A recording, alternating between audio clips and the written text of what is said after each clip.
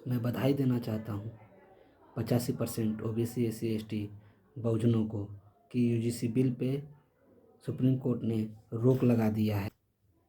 हमें सवर्णों से यह बात सीखनी चाहिए कि वो अपने शिक्षा के प्रति, वो अपने समाज के प्रति और वो अपने विचार के प्रति कितने जागरूक हैं।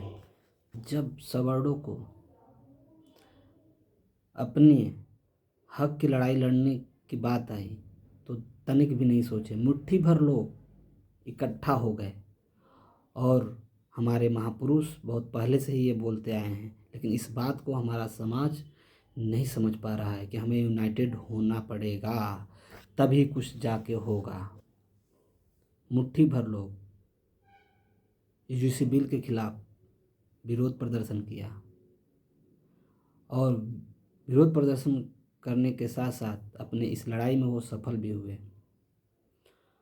सफल होने का कारण भी वो उनका समाज उनके साथ खड़ा था, इसलिए वो सफल हुए। वो यूनाइटेड थे, इसलिए वो सफल हुए। और रही बात सरकार की, तो ये जो सरकार है वर्तमान में, आप तो इस सरकार के बारे में समझ ही गए होंगे। ये जो सरकार है, यही विरोध अगर हमारा समाज करता 85%, तो आज हम देशद्रोही होते। खैर, शायद हमें पुलिस भी उठा लेके जाती, लेकिन आज इनके साथ मीडिया खड़ी थी, सवर्णों के साथ सरकार खड़ा था, जुडिशरी खड़ी थी। जब उनके साथ ये हैं, उनको तो उनके बातों पे तो विचार होगा ही होगा। ये जो supreme court UGC bill pay रोक लगाई है, मुझे इस बात से तनिक भी आश्चर्यचकित होने की कोई संभावना ही नहीं लग रही कि मैं आश्चर्यचकित हुआ हूँ। मुझे ये पहले से ही पता था। ये जो सरकार है, ये सरकार बहुत ही महीन भेदभाव करती है, जिसको समझना बच्चों का खेल नहीं है। ये सरकार पानी में कंकड़ फेंकती है और वो देखती है कि लहरें कितने उफान मारती है। ये छोटी सी बात इस 85% बहुजनों को इतनी आसानी से समझ नहीं आएगी। अगर आसानी से समझ आ जाए तो सरकार उनकी नहीं, हमारी होगी। वो विरोध किए यूजीसी बिल का। उनको ये डर नहीं था कि उनके ऊपर मुकदमा होगा। उनको डर ये था कि हमारे खिलाफ तुम आवाज़ कैसे उठा सकते हो। अरे, मुकदमा तो बहुत पहले से ही करते आ रहे हैं, लेकिन आज तक कोई मुकदमा हुआ है? हम मुकदमा कर भी नहीं सकते। अब बातें हैं, उनको डर नहीं था इस बिल से, उनको मुकदमे से भी डर नहीं था, उनको जो हमारी आवाज़ निकलेगी इससे उनको डर था। अब बातें हैं, हमारे पास ये जो है डाटा, इस डाटा के माध्यम से हम ये बताते हैं। इस डाटा में यूजीसी के इक्विटी कमेटी की नई गाइडलाइन पर सदस्यों के बारे में जानें। कितने सदस्य हैं इसमें? देखिए, ब्राह्मण यानी भूमिहार 9 लोग हैं, राजपूत 2 लोग हैं, वैश्य 1 लोग हैं, काश्य 2 लोग हैं, सामान्य अन्य 3 लोग हैं, ओबीसी 8 लोग हैं, ईसाई और मुस्लिम 2 लोग हैं, SC और ST 2-2 लोग हैं। जब इस गाइडलाइन में उन्हीं के लोग हैं, हर जगह भरे पड़े हैं, तो उनके ऊपर मुकदमा होगा। हमने स्टार्टिंग में ही एक बात बोली है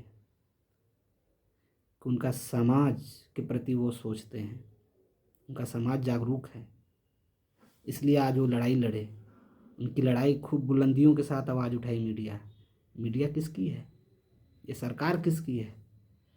आज यूजीसी बिल आया, उनके कहीं न कहीं ये होता है कि अनबैलेंसिंग हो जाता है। आज उनके अंदर का वो जहर बाहर निकला इस प्रोटेस्ट से। आज जब उनके मान सम्मान पे ठेस पहुंचा, तो आज वो प्रधानमंत्री को भी नहीं छोड़े। प्रधानमंत्री को भी जाति सूचक शब्दों से कहा, तेली। यहाँ तक कि शिक्षा मंत्री को भी उन्होंने नहीं छोड़ा। इसमें शिक्षा मंत्री की क्या दोष था? ये तो यूजीसी गाइडलाइन थी, वो तो 5 साल के लिए सरकार में मंत्री थे। लेकिन जब उनके ऊपर यह बात आई और आज ये जो रोक लगा है, रोक क्यों लगा है? हमें रोक लगाने वाला कौन है? उस जुडिशरी में न्यायमूर्ति बन के कौन बैठा है? उस न्यायालय में न्यायमूर्ति बन के कौन बैठा है? हमें इस बात से समझना होगा। सूर्यकांत और बागची, इन दोनों लोगों के सामने सुप्रीम कोर्ट में जब दलीलें शामिल किया गया, उसमें कुछ कमियां थीं। जो यूसी ग्रांट कमीशन ने जो बनाया उसमें कुछ कमियां थीं। उस बात को वो लोग पहले से जानते थे और उस बात को उन्होंने फाइंड आउट किया और उस पर वो रोक स्टे लगा दिया। और उसका अगला डेट, जो अगला तारीख दिए हैं, वो 29 मार्च दिए हैं। अभी हम उसके बारे में भी आपको चर्चा करके बताते हैं। मुख्य न्यायाधीश, आप देख सकते हैं ये डाटा मेरे पास है। मुख्य न्यायाधीश ने यह भी बताया कि अनुसूचित जातियों में से भी ऐसे लोग हैं जो आर्थिक रूप से समृद्ध हो गए हैं। जाति विहीन समाज की स्थापना के संदर्भ में हमने जो कुछ भी हासिल किया, क्या अब हम प्रतिगामी हो रहे हैं? मुख्य न्यायाधीश ने भारत के सॉलिसिटर जनरल तुषार मेहता जी से पूछा। मुख्य न्यायाधीश ने विनियमों में प्रस्तावित विभिन्न जातियों के लिए अलग अलग छात्रावासों के प्रावधान पर भी सवाल उठाया। मुख्य न्यायाधीश कांत ने, जो सूर्यकांत हैं, उन्होंने भी कहा, भगवान के लिए ऐसा मत कीजिए, हम सब साथ रहते हैं और अंतर्जातीय विवाह भी होते हैं। ये जो मुख्य न्यायाधीश हैं सूर्यकांत जी, उन्होंने कहा भगवान के लिए ऐसा मत कीजिए। अब बताइए, न्यायमूर्ति में भगवान शब्द से क्या लेना देना? रही बात दूसरी, उन्होंने कहा अंतर्जातीय विवाह। हाँ साहब, अंतर्जातीय विवाह हो रहा है, अंतर्जातीय विवाह हो रहा है, लेकिन अंतर्जातीय विवाह का विरोध कौन कर रहा है? अंतर्जातीय विवाह आप अपनी मर्जी से नहीं होने दे रहे हैं, ये सरकार नहीं करवा रही है। इसके लिए ये हैं। आज ये नहीं होता तो आज हमारा हक अधिकार हमारे साथ नहीं होता। तो मैं इनको धन्यवाद देना चाहूँगा। इस संविधान के किताब को मैं मानता हूँ।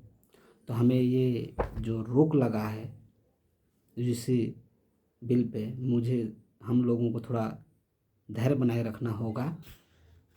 तुषार मेहता से न्यायमूर्ति जी ने ये भी पूछा कि छात्रावासों में प्रावधान, हम सभी सवाल उठाया छात्रावासों में।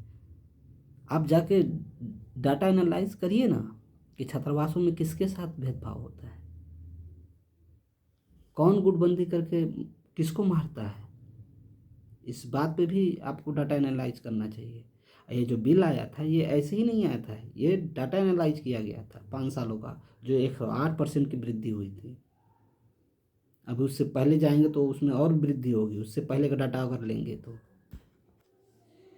वरिष्ठ अधिवक्ता इंदिरा जयसिंह ने यूजीसी बिल के ऊपर अपनी दलीलें पेश की थी, जिन्होंने 2019 में दायर उच्च जनहित याचिका में पैरवी की थी, जिसके कारण वर्तमान नियम बनाए गए थे। उनका बचाव किया। पीठ ने जयसिंह के साथ अपनी चिंताओं को साझा किया। मुख्य न्यायाधीश सूर्यकांत मुख्य न्यायाधीश ने कहा, नियमों की पृथक तीव्रता भाषा पूरी तरह स्पष्ट है, जिसका दुरुपयोग संभव है। कुछ विशेषज्ञ इसे संशोधित की सलाह भी दे सकते हैं। न्यायमूर्ति बागची ने विनियमन 31C की आवश्यकता पर भी सवाल उठाया, जबकि विनियमन 31E पहले से ही मौजूद था। हम विश्वविद्यालयों में एक स्वतंत्र और समान वातावरण बनाने की कोशिश कर रहे हैं। जब 3E यथावत बना हुआ है तो हमें 3C की प्रासंगिकता का कोई कारण नहीं दिखता। क्या यह निरर्थक है? न्यायमूर्ति बागची ने पूछा। बताइए, इंदिरा जयसिंह के दलीलों को बिना सुने, बिना समझे कुछ ऐसी चीज़ें हैं, जयसिंह को उसी कोर्ट में झाड़ा गया।